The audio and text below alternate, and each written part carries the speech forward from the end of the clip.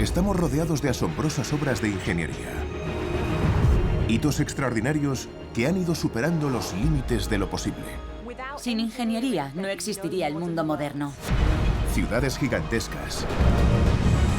Estructuras asombrosas y sofisticados inventos. La ingeniería es la clave para que nuestros sueños se hagan realidad. Para alcanzar esta altura, la tecnología actual se basa en los avances realizados por los ingenieros de la antigüedad. Es asombroso cómo hicieron esto. ¿Cómo lograron construir a semejante escala? Elevaron el listón de un modo que nadie creía posible. Su pericia como ingenieros es realmente impresionante. Desafiando las leyes conocidas de la física y atreviéndose a soñar a lo grande, construyeron las maravillas del mundo. Desde gigantescas pirámides a sobrecogedores templos e imponentes fortalezas. Y lo hicieron con las herramientas más sencillas. Cuesta imaginar la habilidad que tenía esa gente para construir así. Ahora es posible descubrir los secretos de aquellos primeros ingenieros. Consiguieron construir edificios que han sobrevivido a los estragos del tiempo. Ellos sentaron las bases de todo lo que construimos hoy.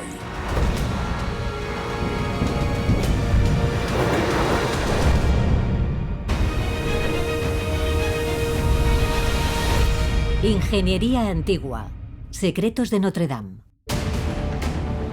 En el mundo moderno, los edificios dedicados a Dios aún dominan el horizonte de nuestras ciudades.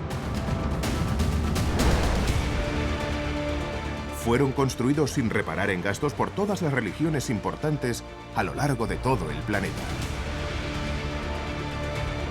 Son una proeza de la ingeniería y una representación del cielo.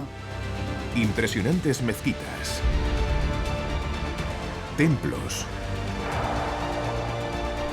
sinagogas e iglesias, moradas de lo sagrado.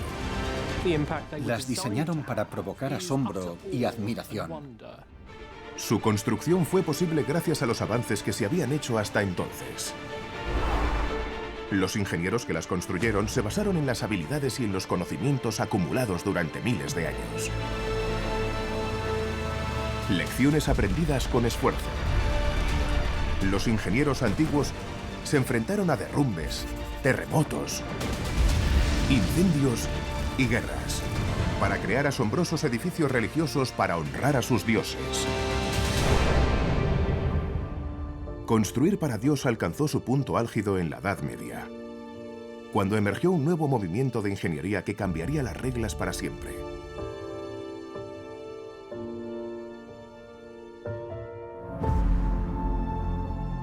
Se trataba de usar la ingeniería y la arquitectura para recrear el cielo en la tierra.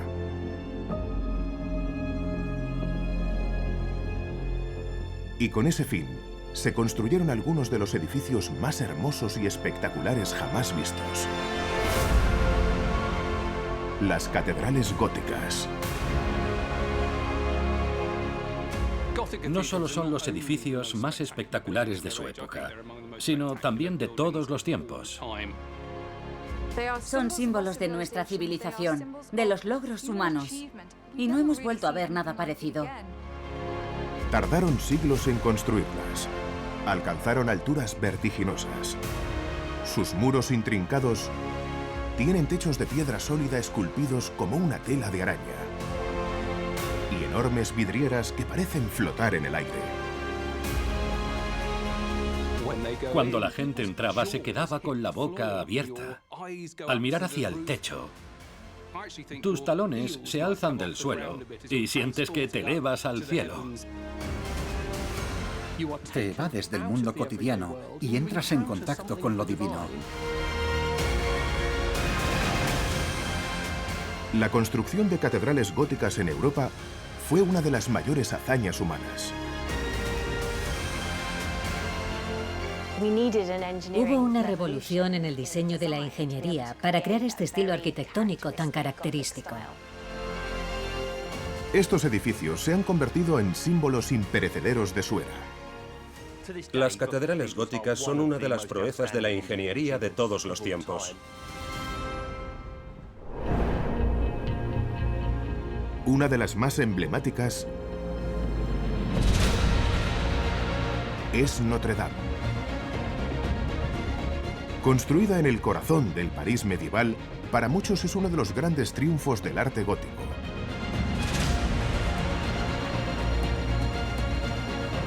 Se construyó en su mayor parte entre 1163 y 1250, con la intención de que superara a todas las catedrales que se habían levantado antes, llevando hasta el límite la tecnología de la época.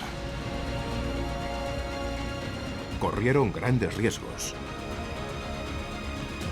y cambiaron por completo el aspecto que tenía una iglesia. El desafío consistía en introducir elementos en una construcción inmensa que la hicieran parecer más ligera que el aire. ¿Cómo pudieron hacerlo? ¿Cómo construyes algo elevado y evitas que los muros se derrumben y el techo se caiga? Las soluciones que encontraron y emplearon en Notre Dame cambiaron el mundo y resistieron la prueba del tiempo. Todas esas innovaciones se copiaron una y otra vez en catedrales de toda Europa y más allá. ¿Qué secretos de la ingeniería hicieron posible estas nuevas y espectaculares maravillas?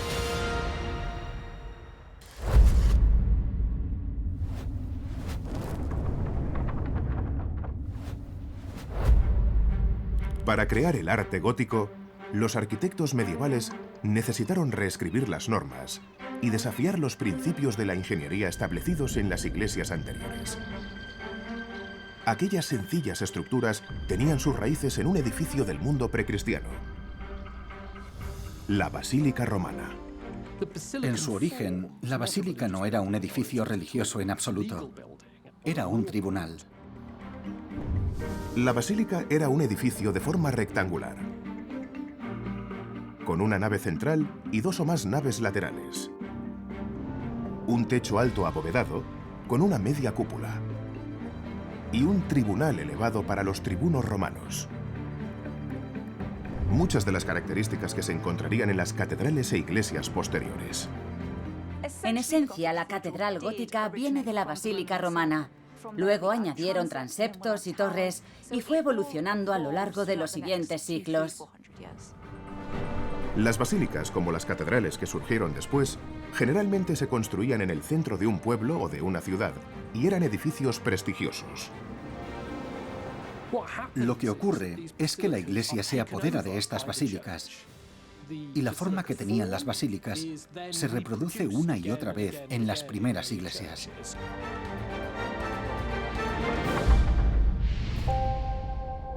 En el siglo IV, los dramáticos acontecimientos acaecidos en Roma aceleraron la transición de basílica a iglesia. Inspirado por una serie de visiones religiosas, el emperador Constantino legalizó el cristianismo. 10 años más tarde, se convirtió en la religión oficial del Imperio Romano. En el siglo VI, el Imperio Romano de Occidente ya había caído. Lo que sobrevivió estaba en el este. Se conocía como el Imperio Bizantino y abarcaba parte de Europa y Asia. Su capital era Constantinopla. El Imperio Bizantino fue la potencia económica, cultural y militar más importante de Europa, líder mundial en matemáticas e ingeniería. En el año 532, el nuevo emperador Justiniano quiso subrayar su prestigio construyendo una iglesia cristiana espectacular. Sería conocida como Hagia Sofía o Sagrada Sabiduría. Justiniano imaginó un templo inmenso, coronado por una enorme y deslumbrante cúpula, lo que suponía un importante desafío para la ingeniería. No tenían ni idea de si el edificio funcionaría, porque no se había hecho nada parecido hasta entonces. ¿Podría hacerse realidad un diseño tan audaz? Para los encargados de construirlo, la presión sería inmensa. La construcción de Santa Sofía sería muy estresante. Se estaban embarcando en terreno desconocido. Con una altura proyectada de 55 metros y una superficie de casi 6.000 metros cuadrados, Santa Sofía sería un edificio enorme.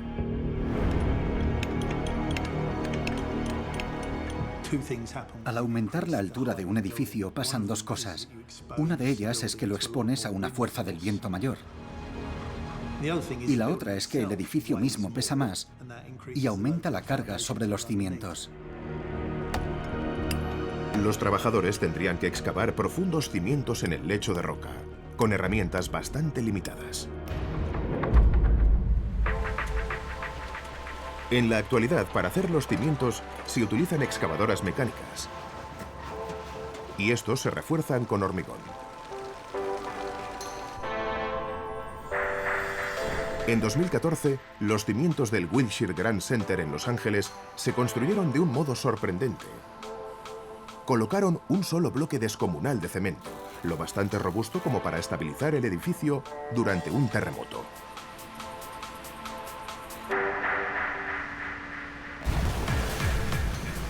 Echaron una gran cantidad de cemento de una sola vez.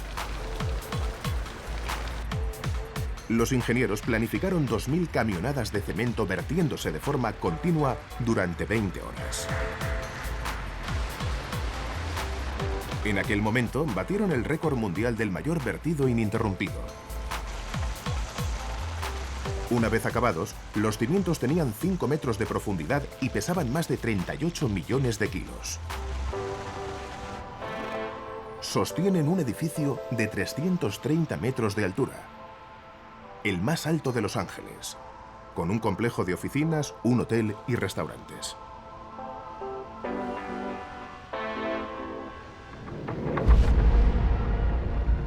En la Constantinopla del siglo VI, el emperador Justiniano había mandado construir un edificio sin precedentes, Santa Sofía. Para asegurar el éxito, recurrió a dos de los mejores geómetras o ingenieros de la época, Isidoro de Mileto y Antemio de Trales. Para poder construir la inmensa cúpula, tuvieron que resolver el problema geométrico de cómo colocar un círculo sobre un cuadrado. Las cúpulas tienden a hundirse. Hay que soldar la base de la cúpula para que soporte esas fuerzas y que solo las cargas verticales desciendan por las paredes, porque las cargas horizontales hacen que se derrumben los muros. Los arquitectos diseñaron 4 pilares inmensos, uno en cada esquina del cuadrado. Sobre los pilares construyeron 4 arcos y rellenaron los espacios entre ellos con mampostería para crear formas triangulares curvas llamadas pechinas. Estas, junto con la parte superior de los arcos, forman una base fuerte para la cúpula. Los ingenieros reclutaron a 10.000 obreros para hacer el trabajo. Y en el año 537, tras algo más de 5 años de construcción, lo terminaron. La estructura de la cúpula se alzaba por encima de la ciudad.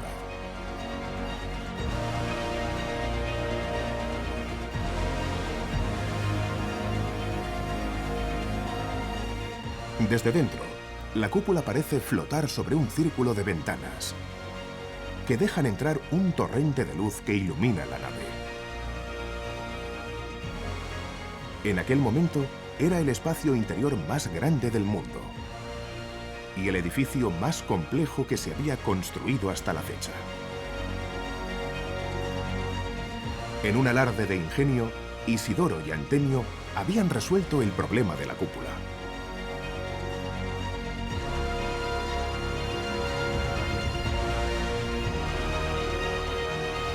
Pero Santa Sofía no tardó mucho en enfrentarse al desastre.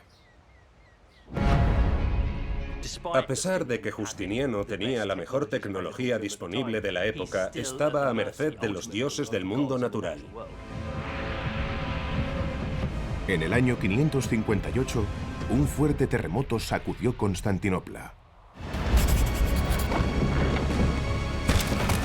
La cúpula falló y se derrumbó.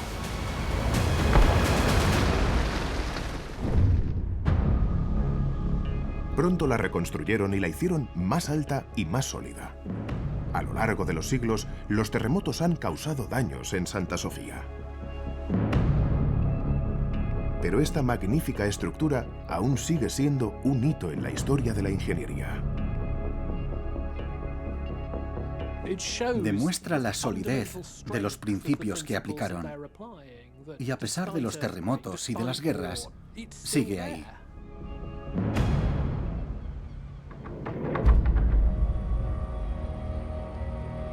Incluso los ingenieros actuales tienen problemas cuando se enfrentan al poder destructivo de los terremotos. En 1995, en Kobe, Japón, un terremoto de 7,2 en la escala de Richter sembró el caos. Se derrumbaron innumerables edificios y una autopista elevada. En total, causó daños por valor de 100.000 millones de dólares.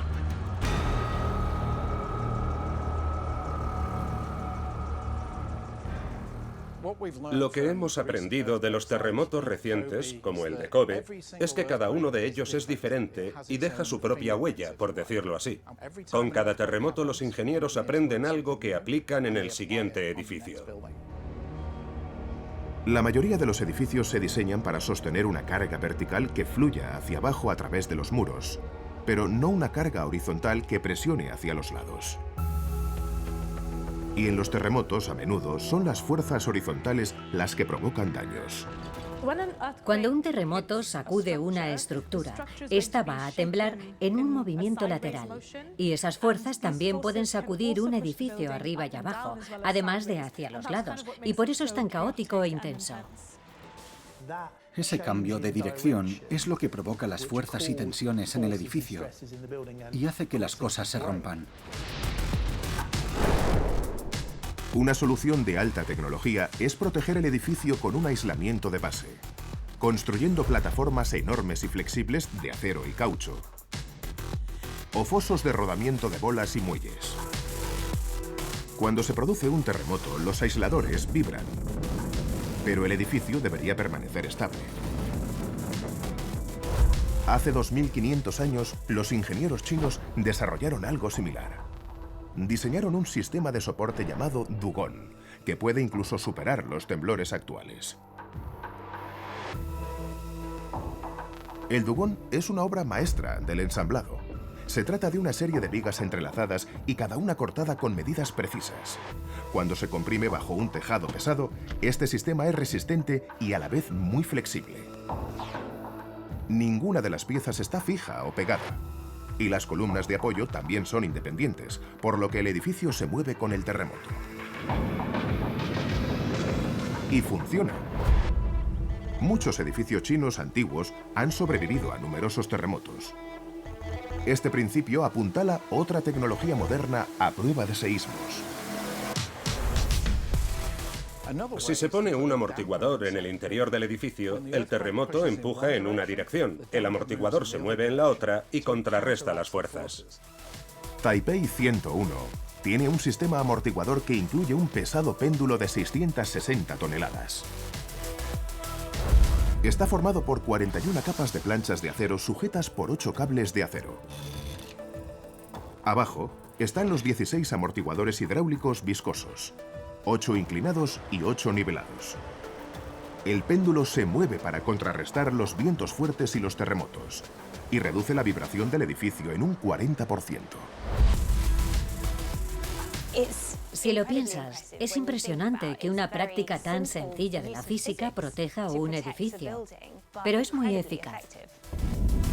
No hay duda de que estos avances en la ingeniería han ayudado a las estructuras altas a sobrevivir a los terremotos.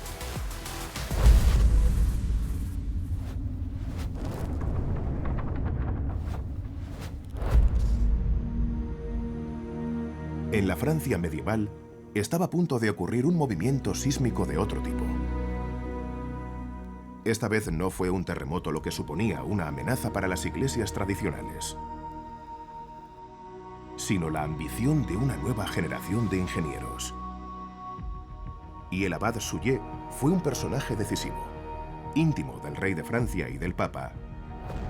Suger era una figura influyente de su época. Su prestigiosa abadía de Saint-Denis estaba a las afueras de París. Pero necesitaba una renovación urgentemente. Los planes de reforma de Soullé exigían nada menos que una revolución de la ingeniería. Hasta entonces, las iglesias europeas no habían tenido muchas opciones. La mayoría eran de estilo románico.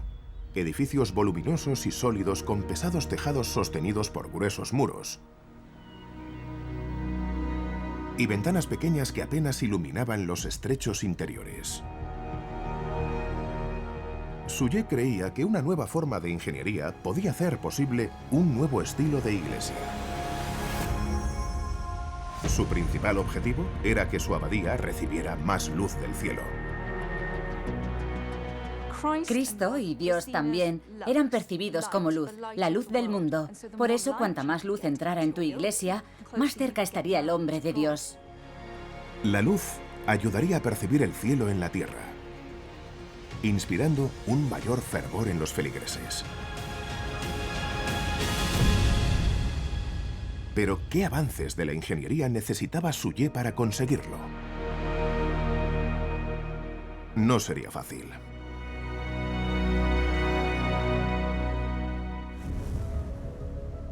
Para que un edificio enorme reciba luz, el problema es que tienes que hacer agujeros en los muros y esos muros sostienen el tejado.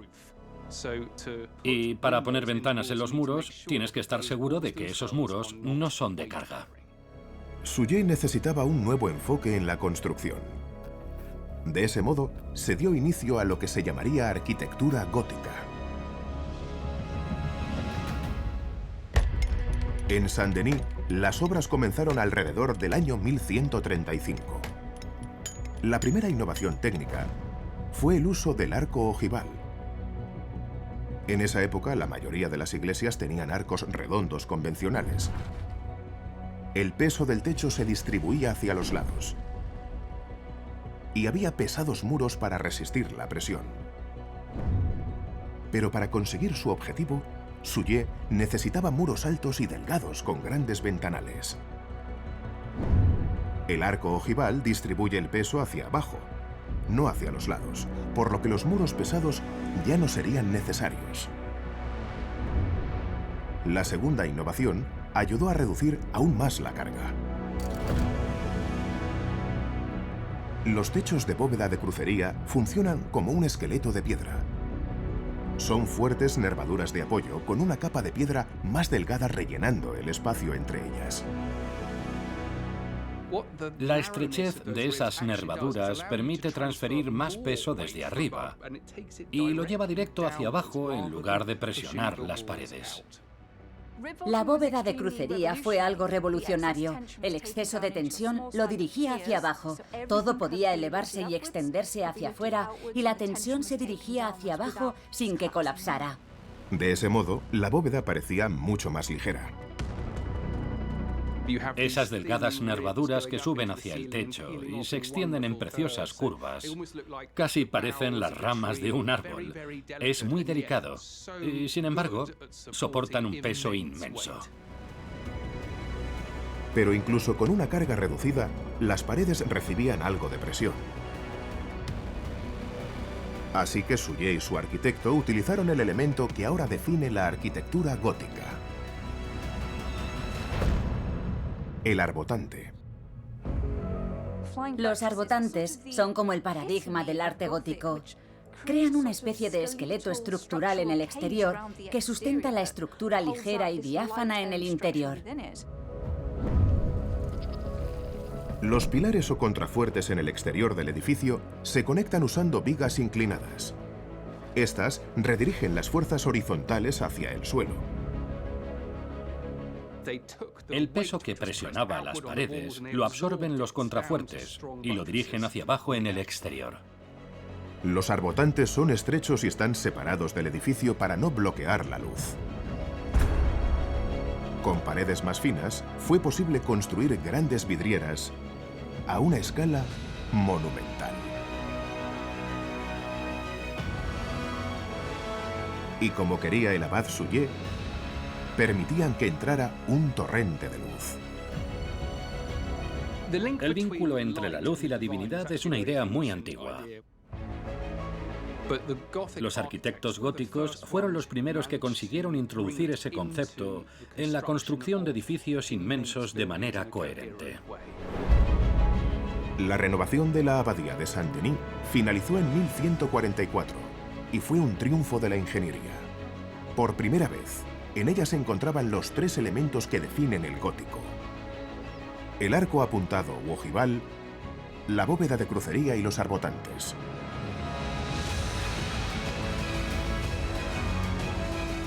Lo que hizo Suger en Saint-Denis fue tan espectacular que se convirtió en un prototipo en las catedrales del norte de Europa.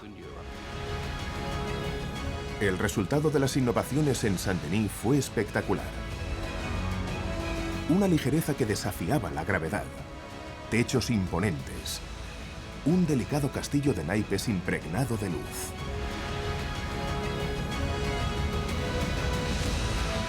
El éxito de esta nueva técnica consistía en mover la piedra de dentro hacia afuera, dejando el interior abierto y despejado.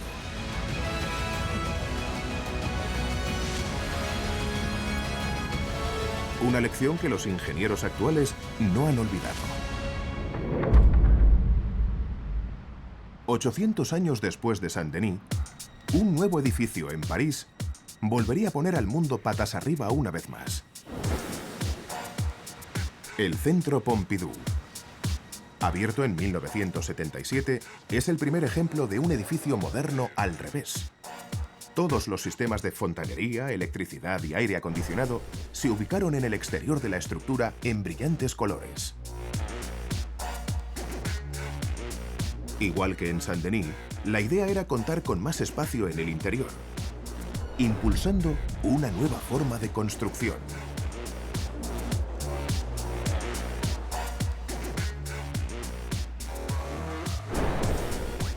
En 1986, en el edificio Lloyd de la City de Londres, aplicaron el mismo truco colocando los servicios en el exterior, pero esta vez hacia arriba. Y crearon inmensos interiores llenos de luz. Es como poner el esqueleto por fuera para ver cómo funciona tu cuerpo. Es un tipo de arquitectura interesante. A los ingenieros les encanta, pero no gusta a todo el mundo. Los arquitectos ya no escondían los sistemas y equipos de funcionamiento de un edificio. Me encantan los edificios al revés. Y lo que más me gusta de lugares como, por ejemplo, el Centro Pompidou, es que puedes ver cómo funciona la estructura. La ingeniería revolucionaria marca tendencias e inspira imitaciones.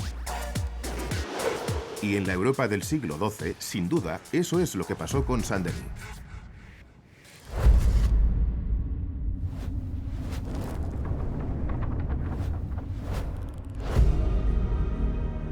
La nueva abadía de Soullé causó conmoción. Su estilo inspiró una de las más espectaculares catedrales de todos los tiempos y el pináculo de la arquitectura gótica francesa. Notre Dame. El obispo de París, Maurice de Sully, estaba decidido a superar a su rival, el abad Soullé. Como Saint-Denis, la antigua iglesia de Saint-Étienne ya no cumplía su finalidad. Y de Sully quería construir una catedral incorporando las últimas técnicas. Era una carrera de catedrales. Seguramente en el norte de Europa había una gran rivalidad. De Sully lanzó el guante a los constructores de su catedral. El desafío era construir una iglesia con el estilo de Saint-Denis, pero a lo grande. Lo que hicieron en Notre Dame fue expandir lo que se había logrado en Saint-Denis. Fueron muy audaces al decir, podemos hacerlo más grande. Los arquitectos de Notre Dame querían que fuera más alta, llegar más lejos aún, y construyeron la mayor iglesia que jamás se había visto. La primera piedra de Notre Dame se puso en 1163. Era una empresa colosal. Había varios cientos de trabajadores, ruido y mucho polvo. el humo y el fuego de las forjas, el chirrido de las sierras de los carpinteros y el polvo espeso en el aire mientras los albañiles cortaban, tallaban y pulían las piedras. Fue tanta gente a trabajar allí que esa obra ayudó a transformar la economía de París. Los arquitectos de la época eran maestros albañiles. Hombres con visión y gran destreza que usaban la geometría para crear patrones sofisticados en piedra. Una vez puestos los cimientos, los trabajadores podían empezar a colocar los muros de la catedral. De Sully quería muros más altos, de modo que necesitaron arbotantes mucho mayores que los de Saint-Denis. Al ir elevándose las paredes, tuvieron que utilizar andamios. Los colgaban en una sección del muro y los iban subiendo al aumentar la altura de la pared. Construir catedrales era muy peligroso. Hay que pensar que transportaban bloques de piedra a una altura inmensa y los andamios de la época no eran los más adecuados. Tenían que ser valientes. Y ocurrían tragedias, moría gente. Pero, ¿qué hacían los constructores medievales para subir semejantes rocas?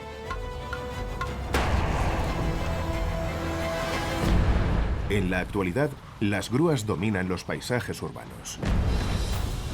Son las sucesoras de una herramienta que se inventó hace unos 1700 años: el molinete. Esta primera forma del cabrestrante la diseñaron para levantar objetos pesados. Los ingenieros medievales lo adaptaron para crear una grúa, uniendo el cabrestante a una rueda grande.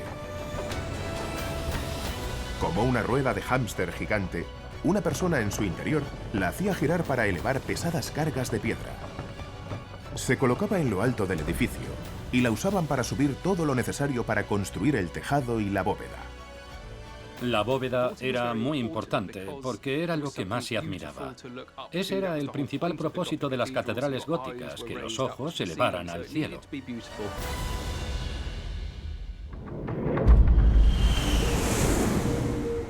Colocar el tejado y la bóveda era una de las fases más peligrosas en la construcción de las catedrales, e incluso hoy en día puede ser una pesadilla técnica. En 2003, abrieron una nueva terminal en el aeropuerto Charles de Gaulle, a 24 kilómetros de París. La Terminal 2, con una futurista tubería de hormigón cubierta de ventanas, fue diseñada para impresionar. Pero a veces, la visión de los arquitectos entra en conflicto con la realidad a la que se enfrentan los ingenieros.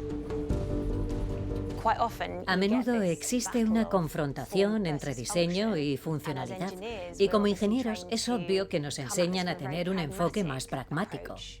La naturaleza artística va en segundo lugar. 11 meses después de inaugurarla, una sección del techo se desplomó.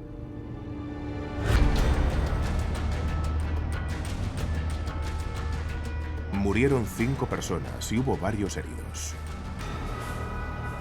La investigación reveló que la viga principal del tejado y el reforzamiento de hormigón no eran lo bastante fuertes, y eso contribuyó al colapso.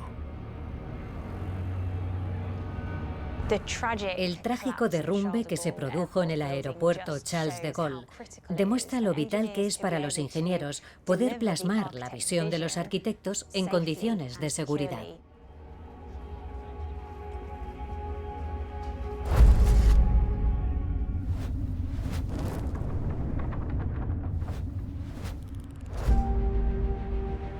En Notre Dame, los ingenieros y constructores se esforzaron durante décadas para hacer realidad el sueño del obispo de París. En el año 1260, la catedral estaba en gran parte terminada. Habían tardado alrededor de un siglo en crear esta extraordinaria estructura. Y pronto se convirtió en un símbolo de París, e incluso de la misma Francia.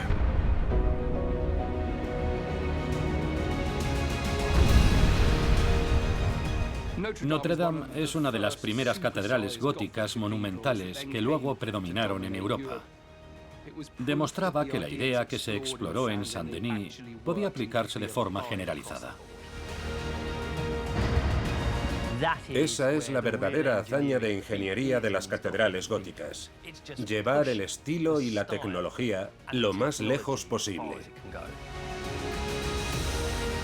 Sus bóvedas de crucería, los rosetones inmensos y coloridos y su impresionante altura convirtieron a esta catedral en una nueva maravilla del mundo. Si a mí me sigue asombrando, ¿qué sentiría la gente en los siglos XII y XIII? Creo que en los siglos XIII y XIV, entrar en Notre Dame sería algo alucinante, porque nunca se había construido un edificio parecido. Entrabas y las paredes estaban cubiertas de ventanas. La luz inundaba el espacio y la bóveda era increíblemente alta.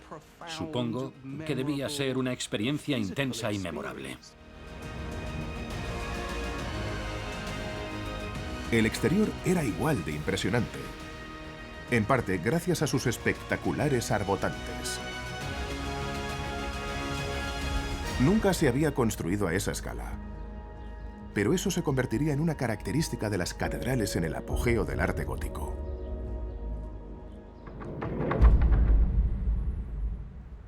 Algunos arquitectos actuales aún incorporan arbotantes a sus edificios, pero a menudo se deben más al estilo que a la necesidad.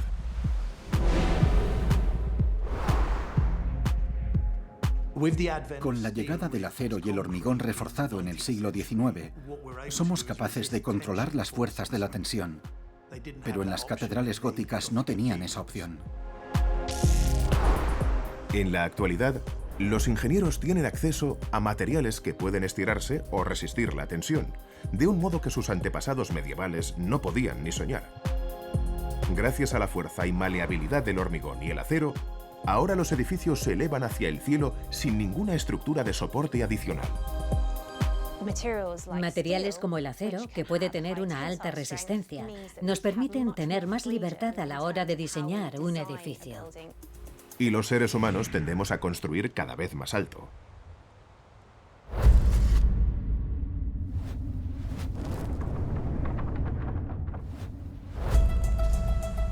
En la Edad Media, Notre Dame puso en marcha una carrera por la altura.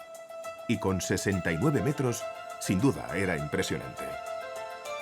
Pero las nuevas catedrales que se construían en Europa intentarían batir ese récord una y otra vez. Construyeron edificios más grandes, más altos, más amplios, intentando ser los primeros en acabarlos. En 1311, la Catedral de Lincoln, con 160 metros, se convirtió en el edificio más alto del mundo.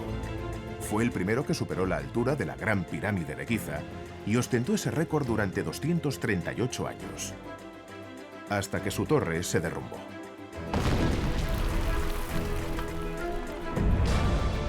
En el año 1225, la Catedral de Beauvais pensaba ser la siguiente. Pero algo fue muy mal durante su construcción. Lo que ocurrió en Beauvais fue un colapso. Los expertos creen que los pilares de la catedral eran demasiado finos para esa altura.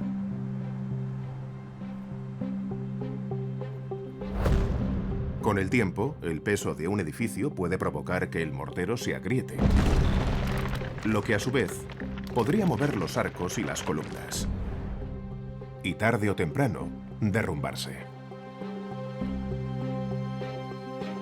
En 1573, Beauvais se derrumbó por segunda vez. Las piedras empezaron a caerse durante una misa, y los fieles tuvieron que salir corriendo. No murió nadie de milagro. Hoy en día puede que lo único que impide que la Catedral de Beauvais se desplome sean los puntales modernos. Beauvais es un ejemplo de lo que podía ocurrir al llevar la altura al límite. Puedes confiar en Dios y en la habilidad de tus albañiles, pero si vas demasiado lejos y presionas demasiado, se puede derrumbar. El deseo de construir lo más grande y hermoso llevó a los ingenieros góticos al límite y más allá. Se calcula que casi una de cada 5 catedrales construidas en la Edad Media sufrió daños catastróficos o se derrumbó. En nuestra época, gracias a las matemáticas y a la informática, podemos trabajar la tensión. Sabemos hasta dónde presionar los materiales desde el punto de vista estructural. Ellos no tenían esa tecnología. La compresión, la fuerza que ejerce el propio peso de un edificio, a menudo fue la culpable del colapso de las catedrales. La estructura de piedra es demasiado pesada para las esbeltas columnas. Los expertos en demolición de la actualidad saben que cuando hay que derrumbar un edificio, solo hay que retirar los pilares y la compresión hará el resto.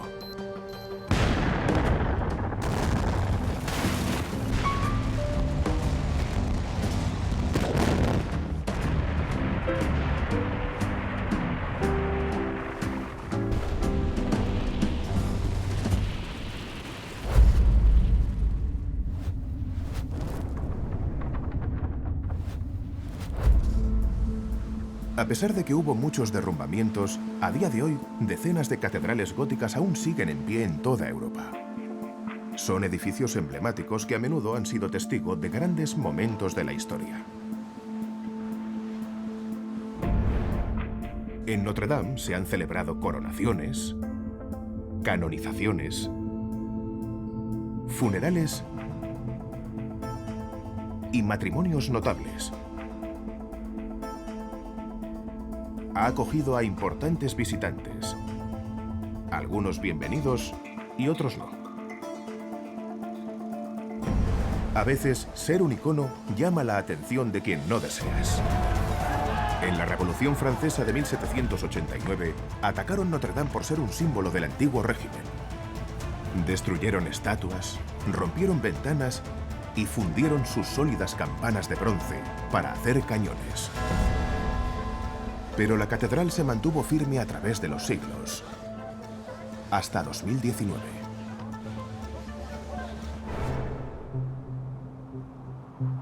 Se estaban realizando grandes reformas y el 15 de abril sobre las 6 de la tarde sonó la alarma antiincendios.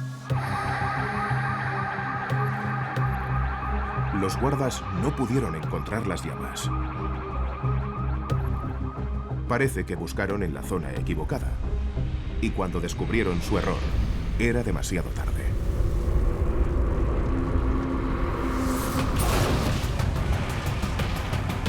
Notre Dame ardió durante 15 horas. El plomo del tejado se fundió y escurrió edificio abajo como si fuera agua. Las llamas se elevaron cientos de metros hacia el cielo. Alrededor de las 8 de la tarde, la torre se derrumbó.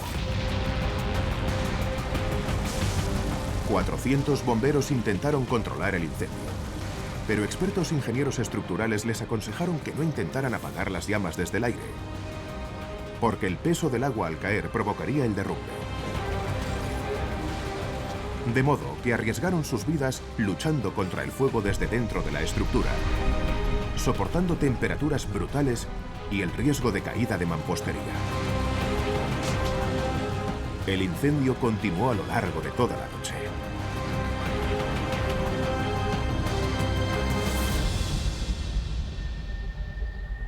A las 7 de la mañana el peligro había pasado y los bomberos apagaban las últimas brasas.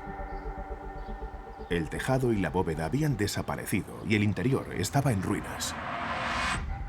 El mundo lloró el 15 de abril de 2019, cuando Notre Dame se incendió. Había sido el símbolo de París y de Francia, y desde que se construyó, allí habían ocurrido muchas cosas. Gracias a los brillantes ingenieros originales de Notre Dame, casi todos los muros y las torres sobrevivieron. Incluso las vidrieras del siglo XIII se mantuvieron firmes. Notre Dame se alzará de nuevo. La ingeniería gótica no ha llegado a su fin. ha habido resurgimientos. Y en España hay uno espectacular.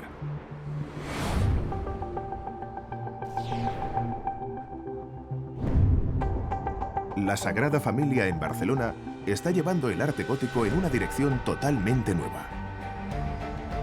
Su arquitecto, Antoni Gaudí, se hizo cargo del proyecto en 1883 y quiso hacer otra cosa, no otra estructura gótica más. Gaudí ya era famoso por sus casas deslumbrantes de estilo modernista,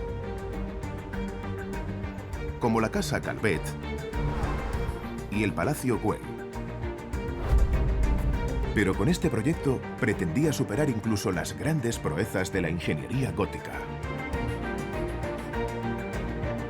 ¿Sería posible? Igual que sucedió 8 siglos antes, la nueva ingeniería tendría que aportar soluciones. La Sagrada Familia está evolucionando en todos los sentidos.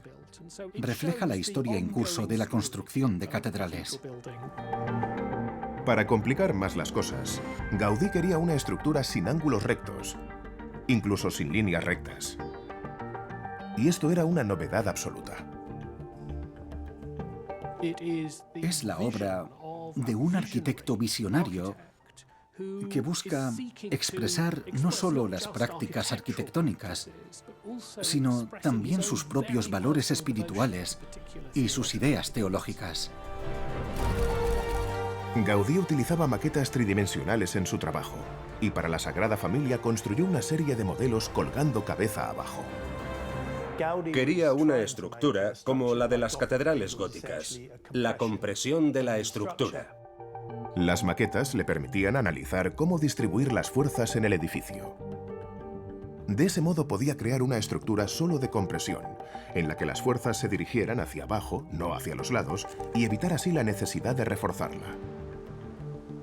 Por desgracia, los anarquistas destruyeron muchas de sus maquetas durante la Guerra Civil Española, y los ingenieros han tenido que usar técnicas informáticas modernas para recuperar la visión de Gaudí. Las soluciones aportadas por la ingeniería son acertadas. Los pilares principales del edificio se inclinan hacia afuera para ayudar a equilibrar la estructura. Y gracias a las innovadoras formas que desarrolló Gaudí, los orificios perforados en las bóvedas permiten que la luz entre desde arriba. Algo que los constructores de catedrales góticas del pasado no pudieron conseguir.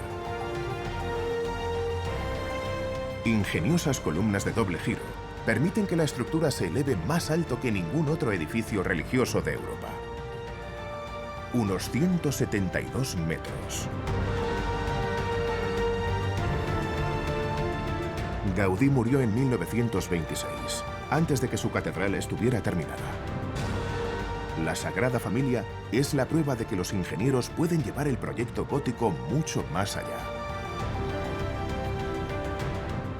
Es posible construir catedrales góticas más grandes que las que se hacían en su época. Muy caras, pero sin duda más grandes. La Sagrada Familia se empezó a construir hace 140 años. Y nadie sabe con exactitud cuándo se pondrá la última piedra. Quizá algún día otras catedrales sigan a esta y se eleven aún más alto que la obra maestra de Gaudí.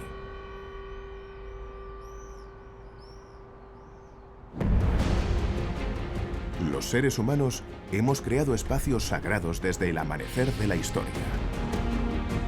Hemos construido bellos edificios de culto para honrar a los dioses.